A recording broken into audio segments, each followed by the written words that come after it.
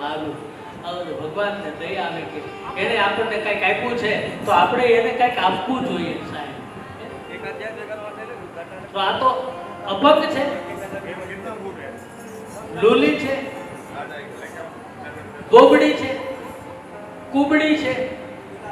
ભગવાને પોતાના જમણા ચરણનો અંગૂઠો કુબજાના ચરણ ઉપર મૂકી અને દાઢીને સહેજ આમ મરડી, ત્યાં તો કુબજાના જે અંગ વાંકા હતા એ સાહેબ સીધા થઈ ગયા અને સ્વસ્થ થઈ ગઈ. આ ભગવાનની કૃપા છે, કારણ કે એને એક ચંદન આપ્યું અને કેવડી મોટી કૃપા થઈ ગઈ.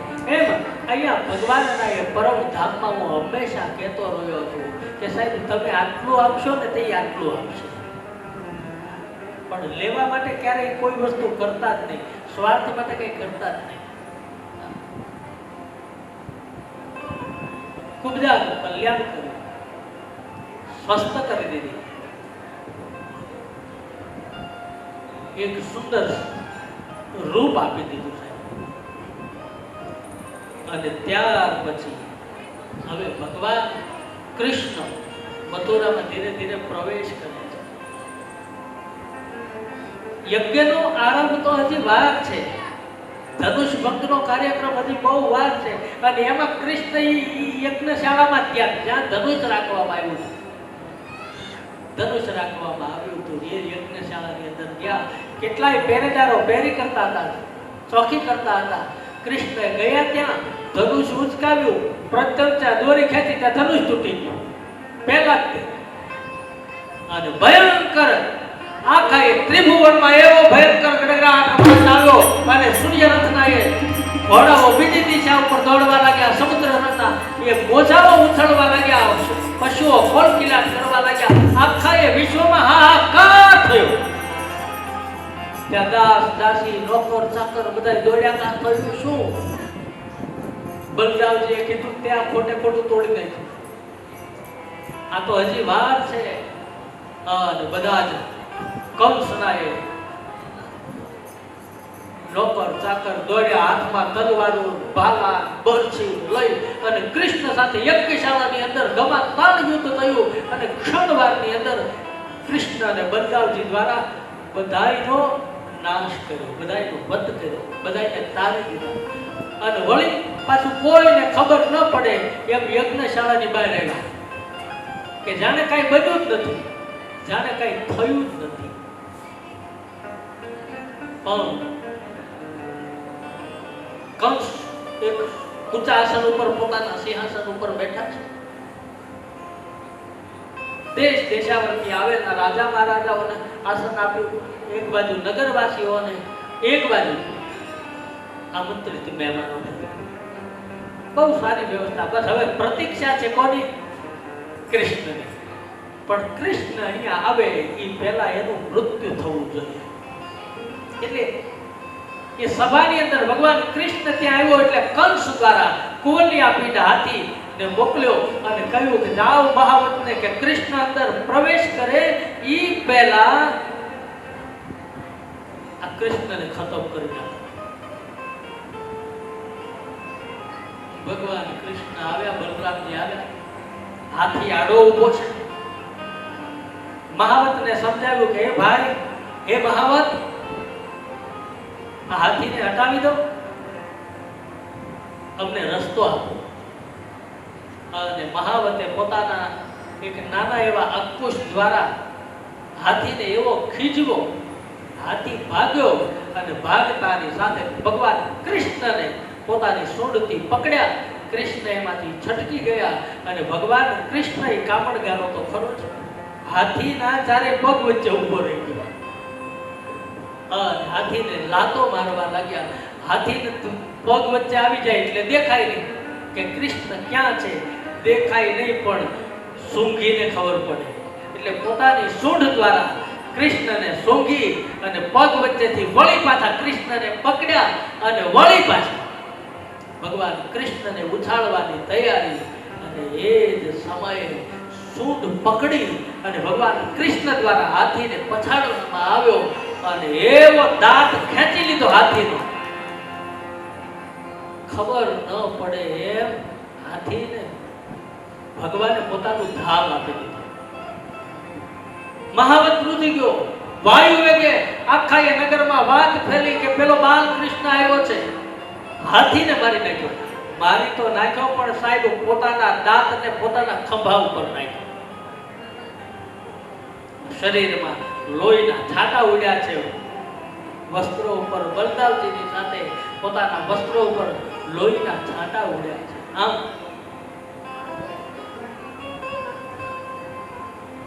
કંસના એ દરબારમાં આવે ધીરે ધીરે, પણ અનેક પ્રકારના બલો કુસ્તી માટે કે હમણાં કૃષ્ણ આવે એટલે અનેક પ્રકારના દાવપેચ કરી રહ્યા છે. અને ધીરે ધીરે ધીરે ધીરે હવે એ સભામાં પ્રવેશ કરે છે ભગવાન કૃષ્ણ બલરામજી સાથે. પણ કેવી રીતે આવે છે? તો કે જેમ કોઈ મૃગલાઓના ટોળામાં સિંહ ગર્જના કરીને આવતો હોય એમ પેલા હાથીના દાંતને ખંભે રાખી અને એ સભામાં પ્રવેશ કર્યો. અને કંસ એ આભાને એ પ્રતિભાને જોઈ અને કંસ એક ક્ષણવાર માટે સ્તબ્ધ થઈ ગયો. ઓહો, આ રૂપ, આ સૌંદર્ય, આ વીર! પણ અહીંયા કેવું દર્શન થયું કૃષ્ણને? ભગવાન કૃષ્ણએ જ્યાં સભામાં પ્રવેશ કર્યો અને લોકોને જેની જેવી ભાવના થાય એવું દર્શન થયું. કોઈને સુંદર રાજકુમારોનું દર્શન થયું, વીર પુરુષનું દર્શન થયું, તો કોઈ ઋષિ મુનિ સાધુ સંતોને સ્વયં નારાયણનું દર્શન થયું. કોઈ કહે કે આ સામાન્ય રાજકુમાર નથી, આ સામાન્ય યાદવ કુમાર નથી, પણ આ જ સામાન્ય બાળક એને એક પૂતનાને ચૂસી લીધી. એને શુક્તાસુર, ત્રણાસુર, વૃત્તાસુર, અગાસુર, બકાસુર આવા અન્ય રાક્ષસોનો વધ કર્યો. એટલે આને સામાન્ય નહીં સમજતા. વાતે સાચી ભાઈ, ઘણી વખત નાના હોય ને એને નાના ન સમજવા થાય. હોય નાના, પણ આપણે કહીએ ને એ નાનો દેખાય છે, નાનો છે નહીં એવું આપણે કહીએ. એટલું ન કહીએ, આપણે તો આગળ કહીએ કે એ જેટલો બહાર દેખાય એટલો એવું કહીએ.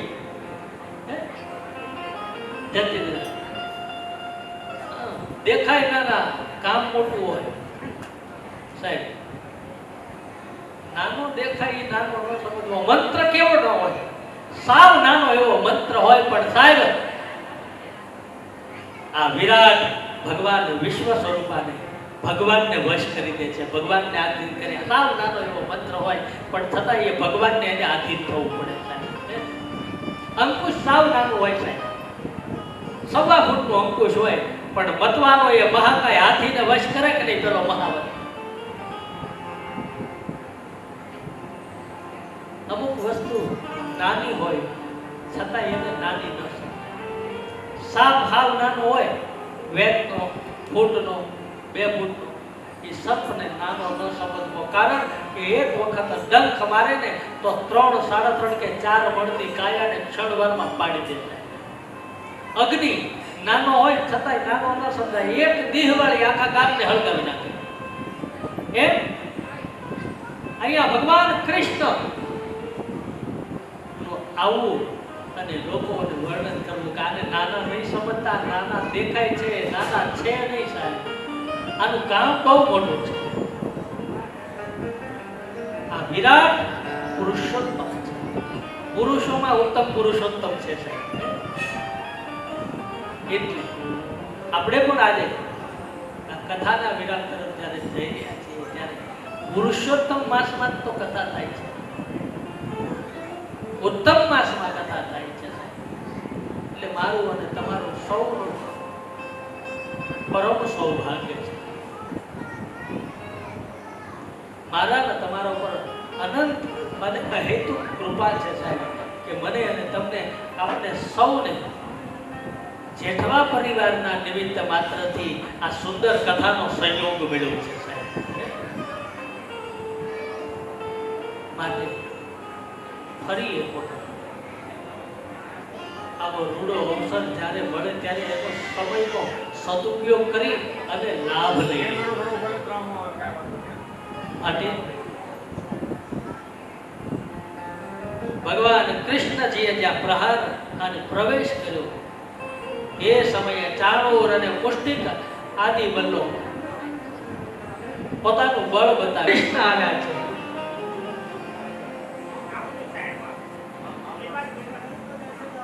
કહેવામાં આવ્યું કાંઈ વાંધો નહીં, ચાલુ રાખો. આ તો લગ્ન છે ભગવાનના. હવે આપણા દીકરા દીકરીઓના ઘરે લગ્ન હોય તો કેટલો ખોલાવાનો હોય, કેટલો આનંદ હોય. એમ આનંદ જ કરવાનો છે.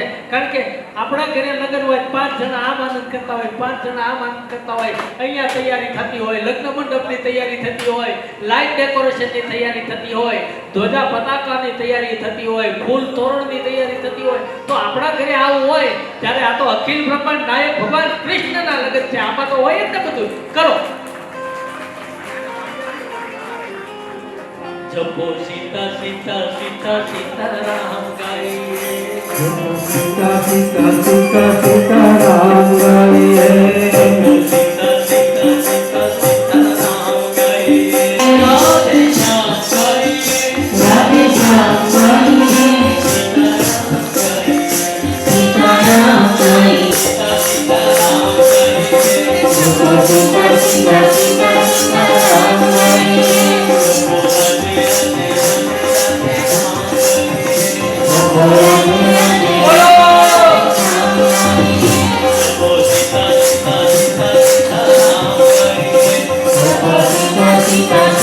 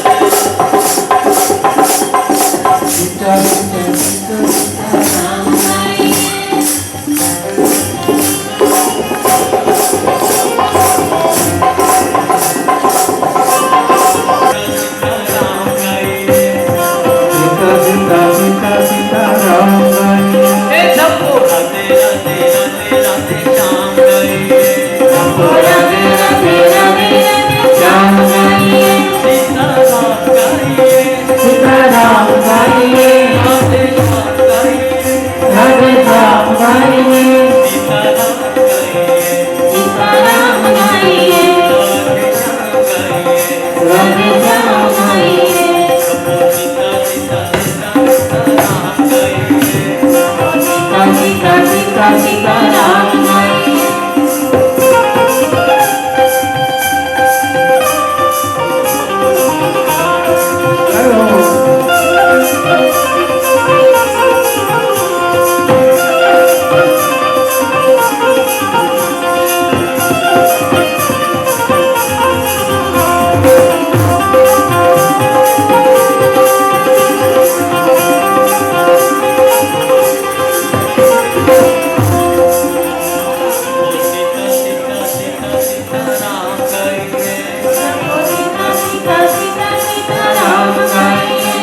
गाइए,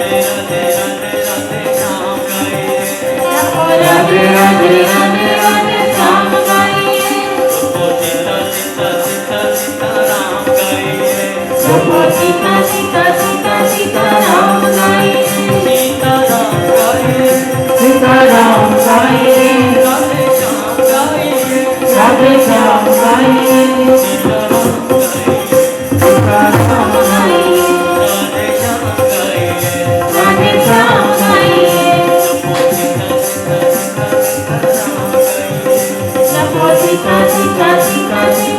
सीताराम गाइए,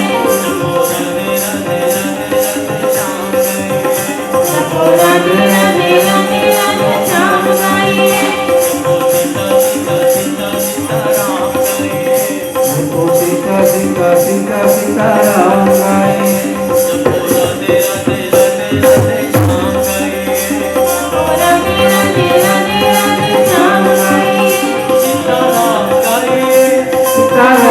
Radhe Shyam Gaye, Radhe Shyam Gaye,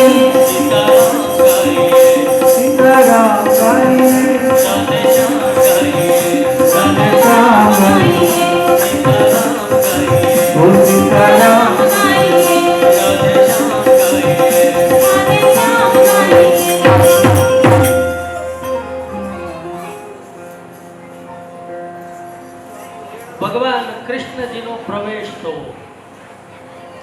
આપણે ભગવાનના વિવાહ હમણાં ધામધૂમથી મનાવશું. એટલે આ ભગવાનના વિવાહની તૈયારી છે, પણ આપણા ઘરે લગ્ન હોય ત્યારે જેની જે જવાબદારી હોય એને એ કામ કરવાનું હોય. મીઠાઈવાળાને એ મીઠાઈનું કામ કરવાનું, રસોઈવાળાનું રસોઈનું કામ, ડેકોરેશન વાળા હોય એને ડેકોરેશન, ફૂલવાળા હોય ફૂલનું કામ કરે, લાઇટવાળા હોય લાઇટનું કામ કરે. બધાએ પોતપોતાનું કામ કરે. સાંભળવા વાળા એ સાંભળવાનું જ કામ કરવું. શ્રોતાઓએ સાંભળવાનું કામ કરવાનું, કારણ કે એનું એ કામ છે. માટે હમણાં ગોઠવાઈ જાય પછી વાંધો નહીં આવે, પછી તો બધું થાય. પણ મનનો સ્વભાવ છે, મનની ગતિ ઘડી કયા ઘડી ક્યાં, કેમ કરશે શું કરશે, પણ હવે તો એને કરવાનું છે. પણ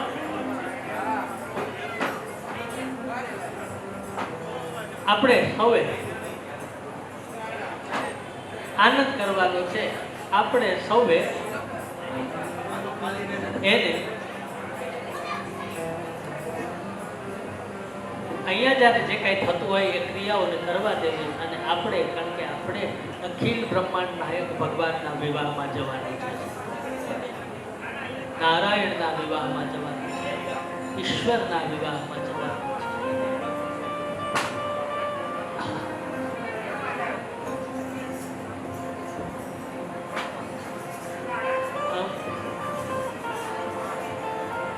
કંસને હજી મારવો છે આપણે, દૈત્યને હજી આપણે મારવો છે.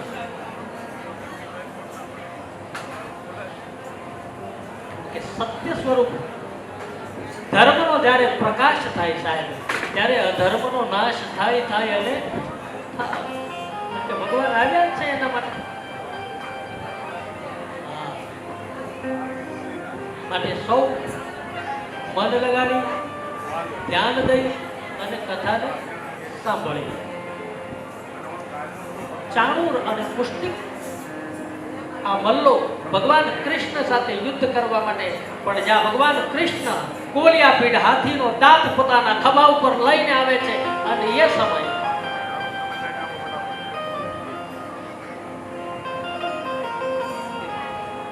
કૃષ્ણને જોઈને કીધું,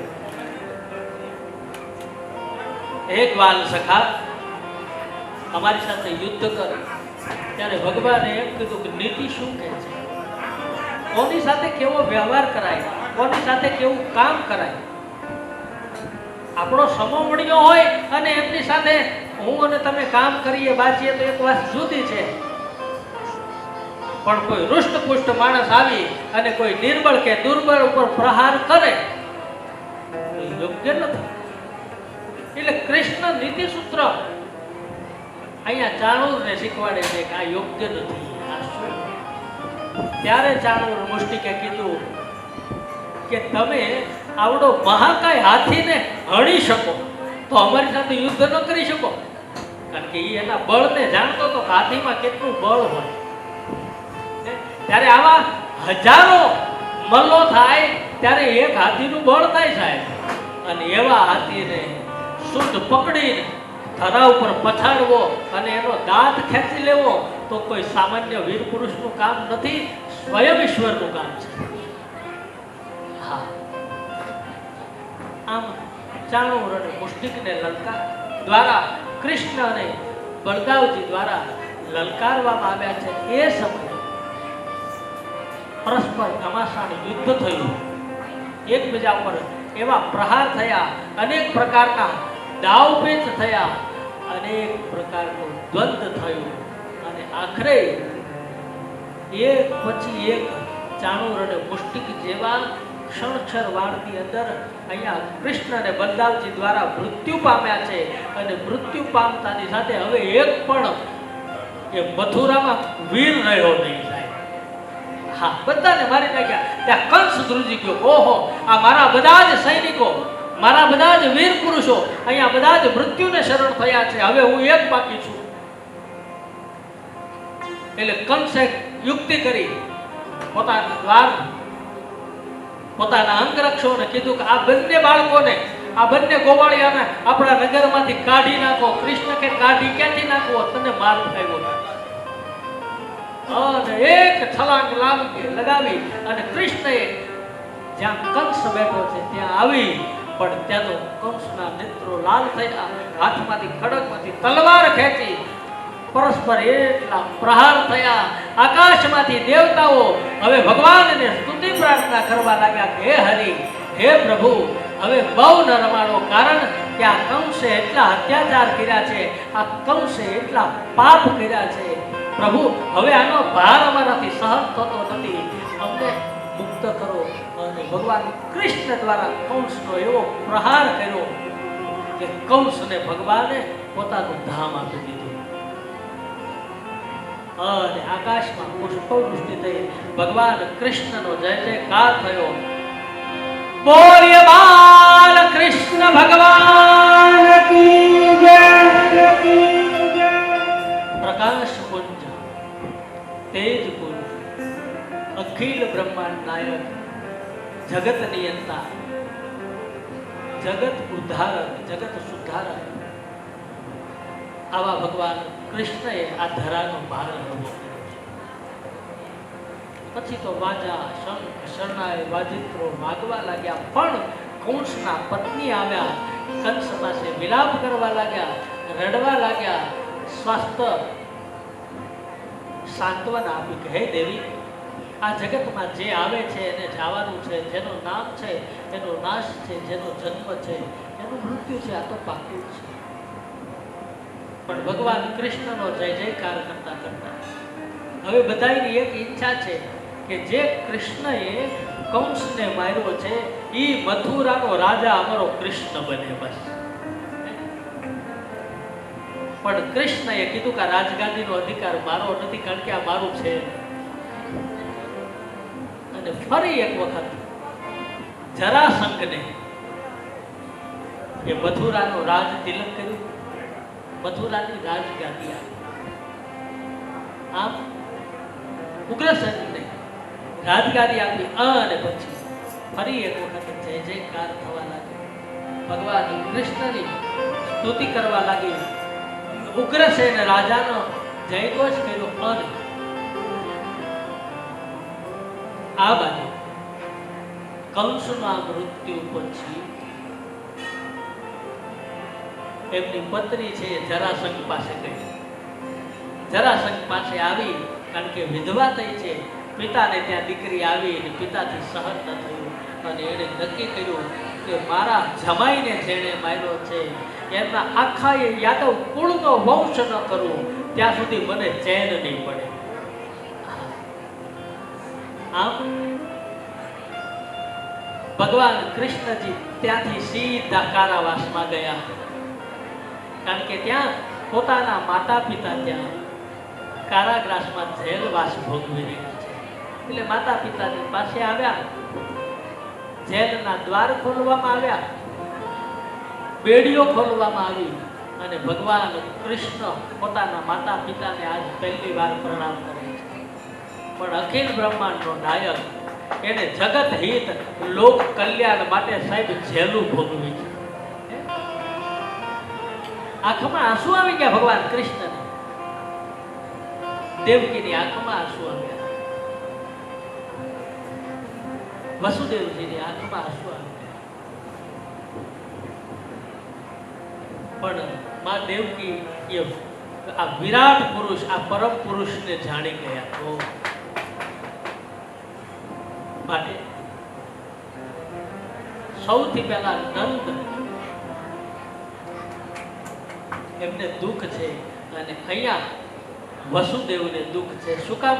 તો કે બે માણસ મારા તમારા જીવનમાં દુઃખ આપે, સુખ આપે છે. એક એવો માણસ આપણો નજીકનો આપણી પાસે આવી જાય તો આપણને દુઃખ હોય તોય સુખ આવે સાહેબ. અને બીજો એવો માણસ આવે કે આ નો આવ્યો હોત તો સારું હતું.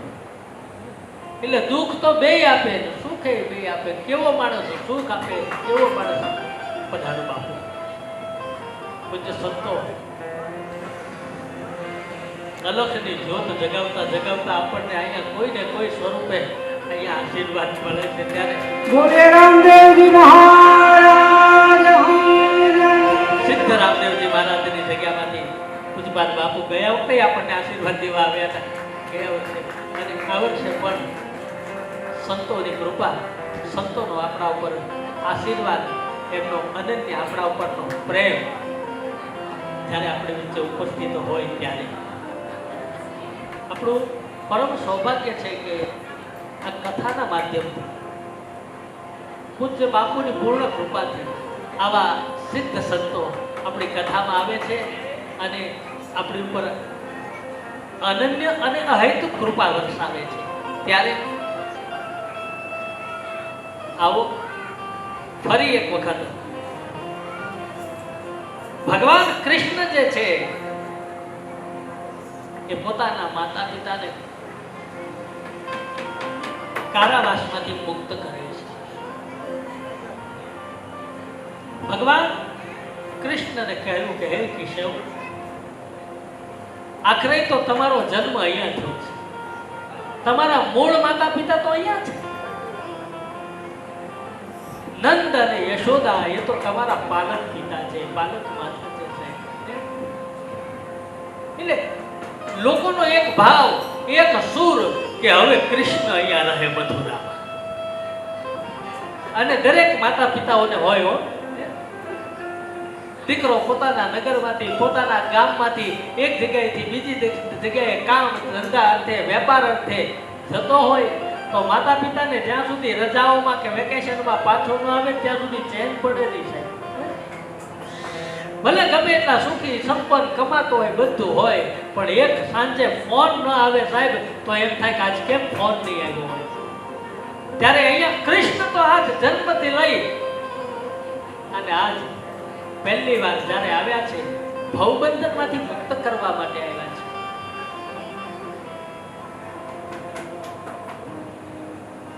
અને દેવકીએ કીધું કે હે કૃષ્ણ,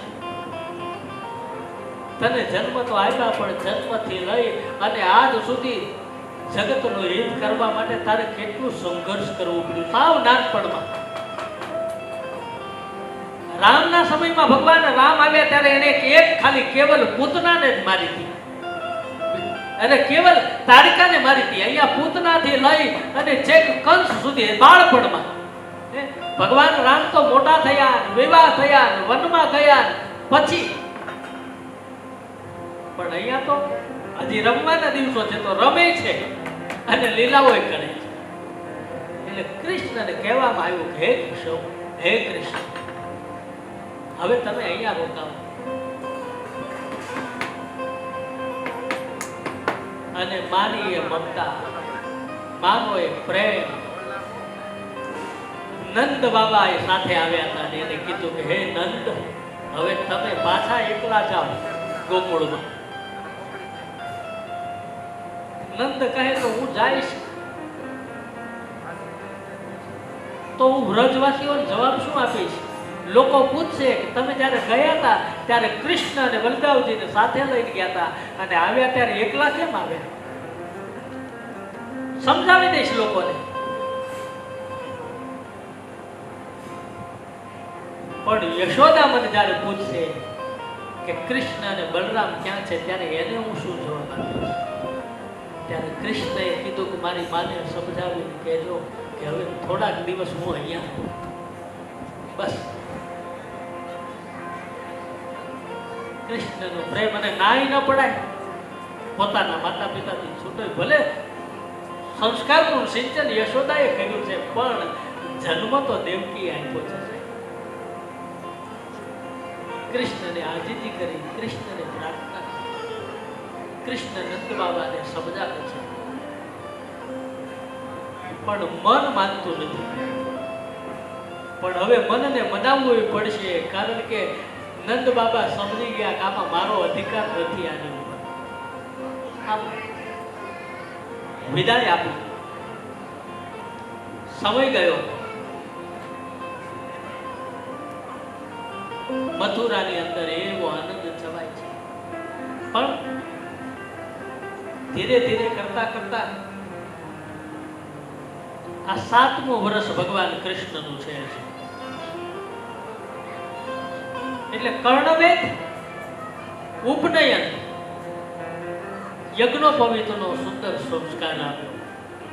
કારણ કે આપણે ત્યાં જન્મથી લઈ અને મૃત્યુ સુધીના 16 સંસ્કારો છે, એક નહીં. પણ આજે આપણને કોઈને કઈ ખબર જ નથી સાહેબ, કયો સંસ્કાર ક્યારે કરવો. એ હા, એક સંસ્કારની બધાને ખબર છે બાપુ, અગ્નિ સંસ્કાર. આ બધાને ખબર છે, બાકીના કોઈ સંસ્કારોની આપણને ત્યારે જન્મથી લઈ અને અંત્યેષ્ટિ સુધી જીવનું પિંડ અર્પણ કરવામાં આવે ત્યાં સુધીના સંસ્કારો પણ કોઈને ખબર નથી. ધરતીના દેવ એવા શ્રેષ્ઠ ભૂદેવો આપણને સમજાવે છે. એક એક વિધિ જ્યારે આપણને કરાવતા હોય ને ત્યારે ગણેશથી લઈને વિસર્જન સુધી આપણને બધું સમજાવે, પણ આપણે તો જલ્દી પૂજા પૂરી થાય બસ, તો એને તેનું કર્મ કરી લીધું, પણ આપણે સમજ્યા નહીં. 16 સંસ્કારોમાં એક સંસ્કાર આપણને યાદ રહ્યો, અગ્નિ સંસ્કાર, છેલ્લો સંસ્કાર. એમ અહીંયા યજ્ઞોપવીતનો સંસ્કાર, કારણ કે હવે કુમાર થયા છે અને કુમાર અવસ્થામાં પહેલા દીક્ષા પછી શિક્ષા, એટલે યજ્ઞોપવીત એટલે પોતાના કુલગુરુ ગર્ગાચાર્યજી મહારાજ દ્વારા એમને ગાયત્રી મંત્ર આપવામાં આવ્યો છે અને પછી સૂત્ર યજ્ઞોપવીત ધારણ કરવામાં આવ્યો છે. અને પછી યજ્ઞોપવીત અને ધારણ કર્યા પછી 7 વર્ષે વિદ્યા પ્રાપ્તિ. એટલે ગુરુકુલમાં કૃષ્ણ અને બળદાવજીને ભણવા માટે, શિક્ષા માટે ક્યાં તો કે ઉજ્જૈન ક્ષિપ્રા નદીના કિનારે શ્રી શાંતિપની મહારાજના આશ્રમમાં વેદાભ્યાસ માટે જાય છે, વિદ્યાભ્યાસ માટે જાય છે. નકર કેટલું સામર્થ્ય છે, પણ છતાંય ઈશ્વર હોવા છતાંય માનવ લીલા કરવા માટે એક સમર્થ પિતાનો દીકરો છે. ગુરુ ઘરે નથી આવ્યા, ગુરુ ગ્રહ ભણવા માટે જાય છે, ગુરુકુળમાં વિદ્યાભ્યાસ કરવા માટે. આજ શિક્ષણ વેચાઈ ગયું સાહેબ, શિક્ષણ નિમ્ન થઈ ગયું, શિક્ષણ નીચું થઈ ગયું, કારણ કે અર્થ માટે બધું કામ થાય છે સાહેબ. આજ કેટલી કેટલી ફી બાપુ, કે નાના બાળકો, ગરીબ માવતરના દીકરાઓ ભણી ન શકે, આવી પરિસ્થિતિનું સર્જન થયું છે સાહેબ. હે, તમે વિચાર તો કરો. અને સન્ય છે એવા સમર્થ ગુરુ, એવા ગુરુ ગ્રહે અહીંયા ભગવાન કૃષ્ણ અને પાછો ભગવાન કહે કે હું પણ એવા ગુરુનો પાર ન પામી શકું ને, એટલે એ ગુરુ તારો પાર ન પાયો, એ ગુરુ તારો પાર ન પાયો, હે ન પાયો, હે ન પાયો, પૃથ્વીના માલિક હે જ તમે, હે તારો તો હે અમે ધરી, ધરતીના માલિક હે જ તમે, હે તારો તો હે અમે ધરી. ગુરુ તારો પાર ન પાયો, ગુરુ તારો પાર ન પાયો, હે ન પાયો, હે ન પાયો, પૃથ્વીના હે માલિક તમે, હે તારો તો હે અમે કરીએ, પૃથ્વીના હે માલિક તમે, હે તારો તો હે અમે કરીએ.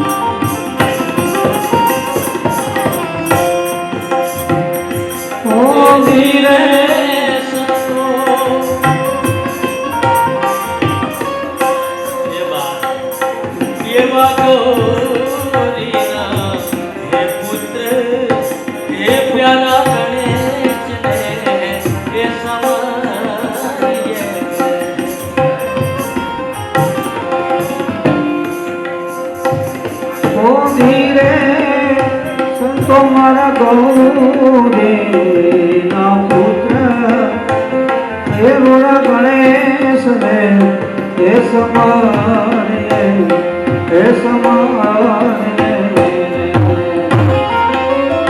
સમૃહ શારદા રે માં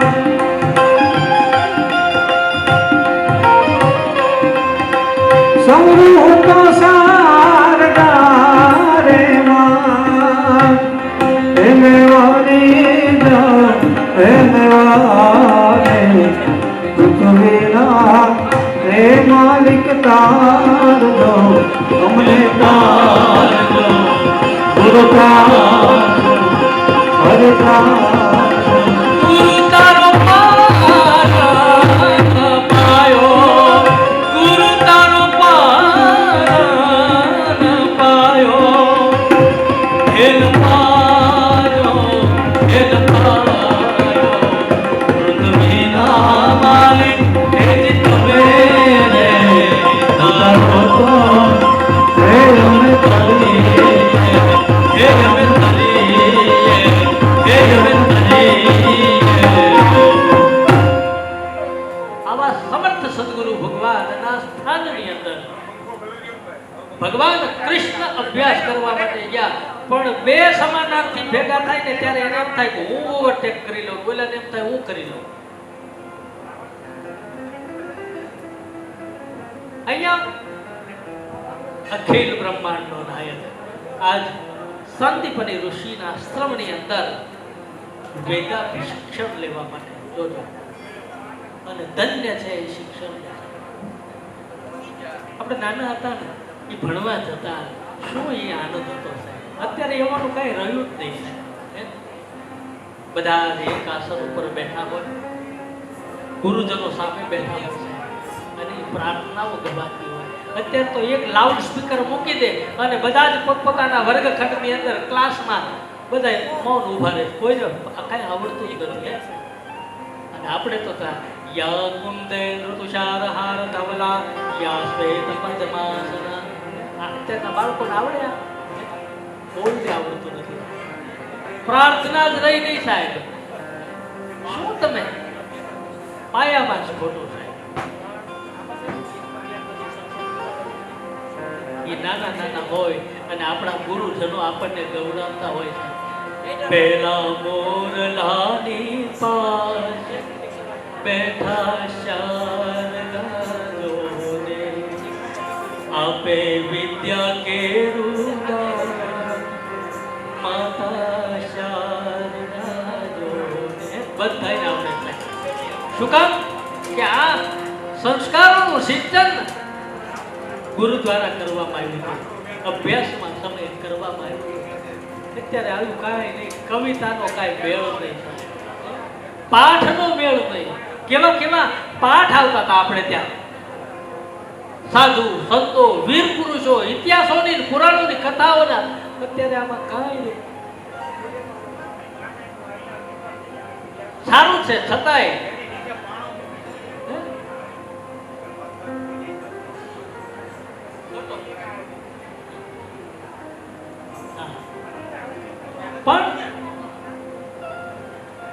છતાંય કલિયુગની અંદર દાદા શિક્ષણ જરૂરી છે. કારણ કે પહેલાનો સમય અલગ હતો. અત્યારે મજૂરે ભણેલો જોવે છે, મજૂરે અભણ જોતો નથી સાહેબ.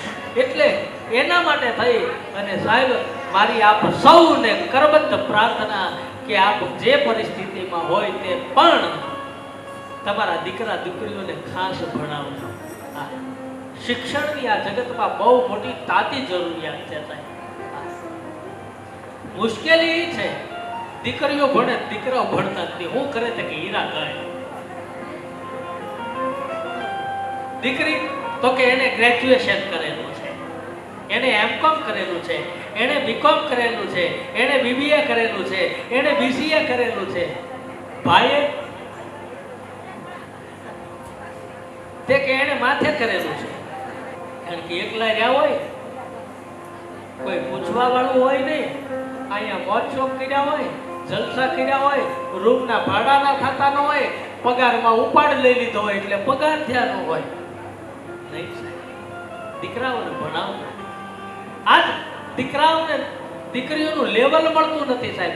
દીકરીઓ ક્લાસ 1 અધિકારીઓ થઈ છે આજ સાહેબ. નહીં, ભગવાન કૃષ્ણએ પણ આ કર્યું સાહેબ. એટલે ભણજો, ભણાવજો. પણ પાછી હારે મુશ્કેલી એવી છે કે શિક્ષણ વેચાઈ ગયું છે સાહેબ. આજે તમે હું એમ કહું કે 1 થી 5 ધોરણમાં 20-25 હજાર રૂપિયા ફી છે. નાના સમાજમાં નિમ્ન લોકો, નાના વર્ગના લોકો પોતાના બાળકો ભણાવે તો કેવી રીતે ભણાવે? સરકારી શાળાઓમાં કોઈને કાંઈ જવું નથી અને જાય છે એને કાંઈ કરવું નથી. સૌને બેઠા બેઠા પગાર લેવો છે સાહેબ. નહીં, ત્યારે ફરી એક વખત આવો. ભગવાન કૃષ્ણ શિપ્રા નદીના કિનારે ઉજ્જૈનની અંદર પોતાના ગુરુદેવ શિક્ષણ લેવા, શાંતિપની ઋષિ પાસે શિક્ષણ લેવા માટે આવ્યો. પણ કેવું? તો કે થોડુંક સમજાવે અને અનેક ગણું સમજી જાય. સુદામા જેવા અજાચક બ્રાહ્મણોની સાથે, આવા બાલ સખાઓની સાથે ભગવાન કૃષ્ણ ભણ્યા છે. પણ ખાલી ભણ્યા નથી સાહેબ. ગુરુકુળમાં રહીને ગુરુકુળની મર્યાદાને, ગુરુકુળની વ્યવસ્થાઓનું પાલન કરતા કરતા ભણ્યા છે. કારણ કે ત્યાં હાથે કામ કરવા પડે એટલે હાથે કપડાં ધોયા છે. સવારમાં વહેલા જાગી સ્નાન ધ્યાન કરી ગુરુ મહારાજને પ્રણામ કરી અને આખા એ આશ્રમને, એ આંગણાને સાફ કરે. એટલે કૃષ્ણએ એ આંગણાને વાળ્યું છે સાહેબ, ઝાડુથી. એ આંગણાના ગોબર ઉપાડ્યા છે. પછી તો કે ગુરુકુળની વ્યવસ્થા માટે અનેક વિદ્યાર્થીઓ એના માટે લાકડા કાપવા ગયા છે.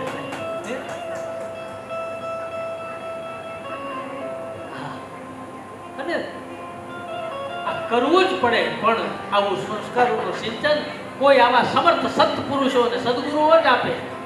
આવા અલખની ધૂણીઓને ધખાવીને બેઠા હોય છે એને. સિદ્ધ રામદેવજી મહારાજની જગ્યામાંથી પૂજ્ય બાપુ આપણી વચ્ચે ગયા વખતે પણ આવ્યા હતા. બોલે છે સારું પાછું. હા, ત્રેતામાં શ્રી રામજી, ત્રેતામાં રામ આવ્યા. દ્વાપર કૃષ્ણ મુરાર, દ્વાપરની અંદર ભગવાન કૃષ્ણ આવ્યા. અને કલયુગે બાબા પ્રગટિયા નકલંકી અવતાર. એવા સિદ્ધ રામદેવજી મહારાજની જગ્યામાં ત્યારે આવા સમર્થ મને તમને સમજાવે માટે બધી જ વિદ્યાઓને પ્રાપ્ત કરી. ખાલી વિદ્યા નહીં, વેદ વિદ્યા પણ ભણ્યા, શાસ્ત્ર વિદ્યા પણ ભણ્યા, શસ્ત્ર વિદ્યા પણ ભણ્યા, ધનુર્વિદ્યા પણ ભણ્યા. પણ બહુ ટૂંકા સમયમાં બધી જ વિદ્યાઓને પૂર્ણ કરી છે સાહેબ. પણ ગુરુ અને ગુરુ માતા બહુ પ્રસન્ન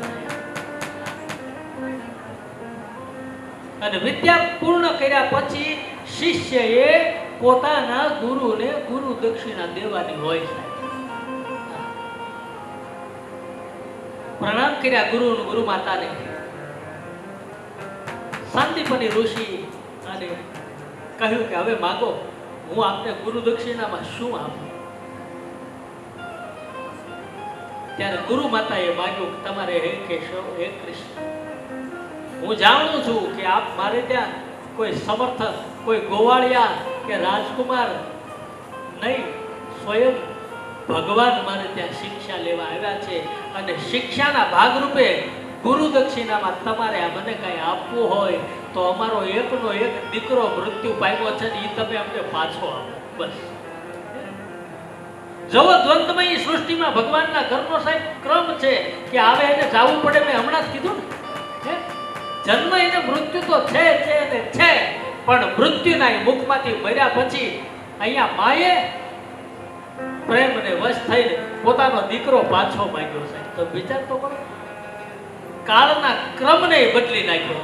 આ ગુરુનું સામર્થ્ય છે, આ શિક્ષણનું સામર્થ્ય છે સાહેબ. ભણજો. પોતાના પુત્રને મુખના મુખમાંથી કેવી રીતે ક્યારે મૃત્યુ પામ્યો? શું થયું? તો કે શંખચૂડ નામના રાક્ષસે એની પાસે બંધક બનાવી એમને મૃત્યુ પામવામાં આવ્યું છે. બોલ્યો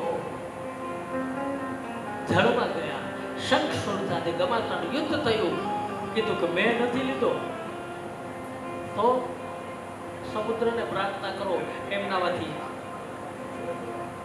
પંચજન્ય શંખ, અને શંખ ભગવાન કૃષ્ણએ એવો ફૂંક્યો, પૂરા એ ત્રણેય લોકની અંદર એમની ગર્જના થઈ, એમનો અવાજ થયો. અને એ સમયે જળ પ્રાર્થના કરે છે કે મારી પાસે નહીં, એ તો યમરાજાની પાસે છે, તમે એમની પાસે જાઓ.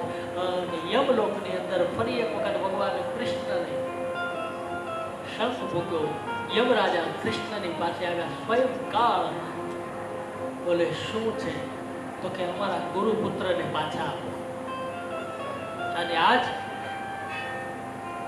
ભગવાન કૃષ્ણ દ્વારા વિધાતાના નિયમને ફેરફાર કરીને, કાળના ક્રમને તોડીને, પણ ગુરુ વચનમાં વિશ્વાસ કે વિદ્યા લીધી છે એટલે કંઈક આપવું પડે. અને આજ ગુરુ માતાએ પોતાના દીકરાની માગણી કરી લઈને આવ્યા અને ગુરુ અને ગુરુ માતાના ચરણોમાં પોતાના પુત્રને સમર્પિત કરી લ્યો આ ગુરુ દક્ષિણા. પછી સ્તુતિ પ્રાર્થના કરવા લાગ્યા.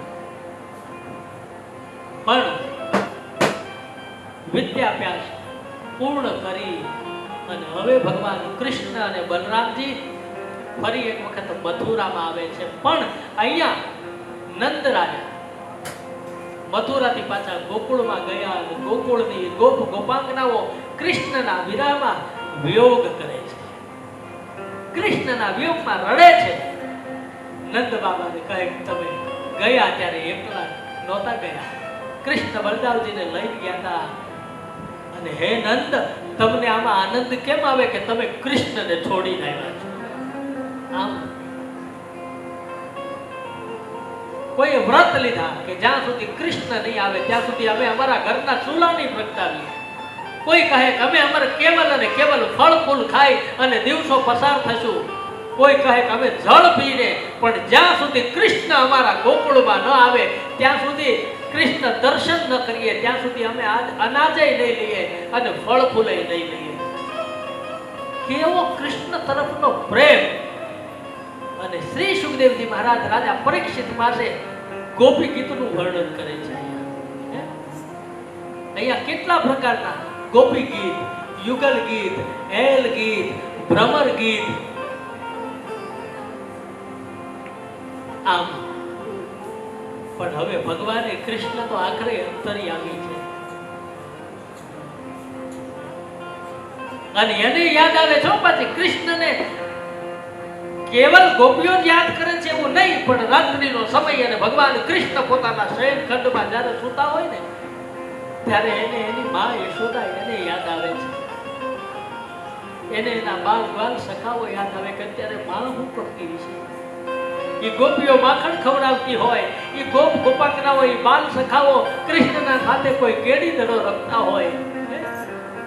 આ બધા જ ચિત્રોને જ્યારે યાદ આવે ત્યારે અખિલ બ્રહ્માંડનો નાયક કૃષ્ણ એની આંખમાં આંસુ આવી જાય છે સાહેબ. અને નંદલાલાને માતા યશોદાજી સાંભળે, મમતાની મૂર્તિ મારી રહી ગઈ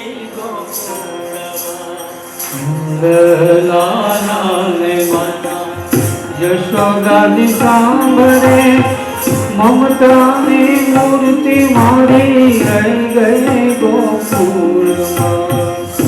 નંદલાલાને માતા યશોદાજી સાંભળે, મમતાની મૂર્તિ મારી રહી ગઈ ગોકુળમાં.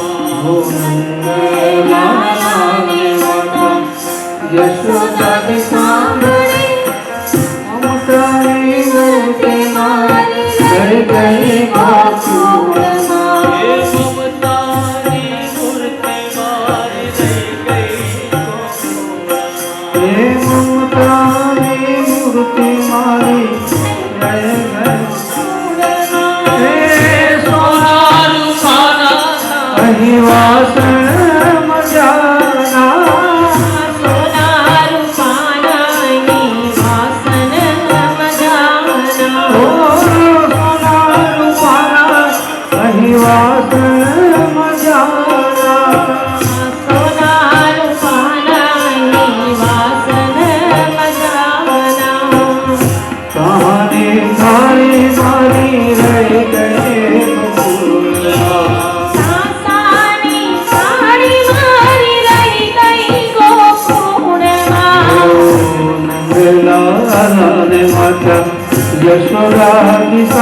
સાંભળે મમતાની મૂર્તિ મારી રહી ગઈ ગોકુળમાં.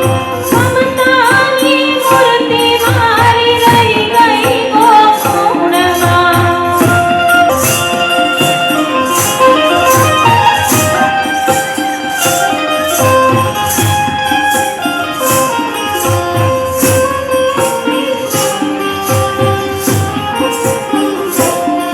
ઓ છપ્પન ભોગને હાર ધરાય છે.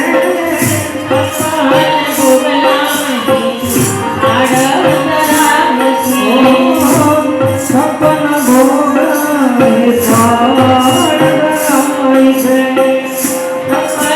ભોગને હાર ધરાય છે. માખણ મિશ્રી મારી રહી ગઈ ગોકુળમાં.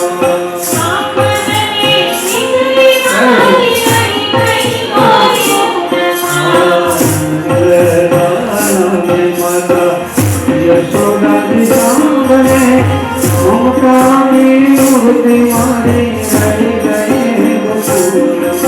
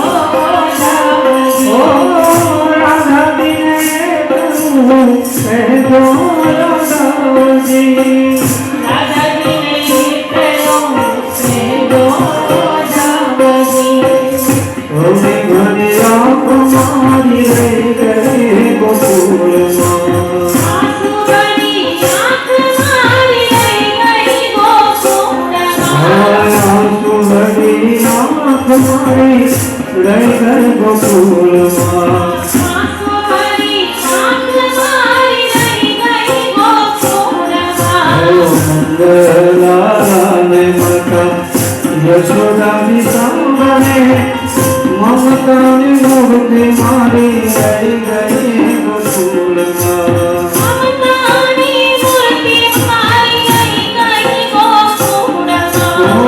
મમતાની મૂર્તિ મારી રહી ગઈ ગોકુળમાં.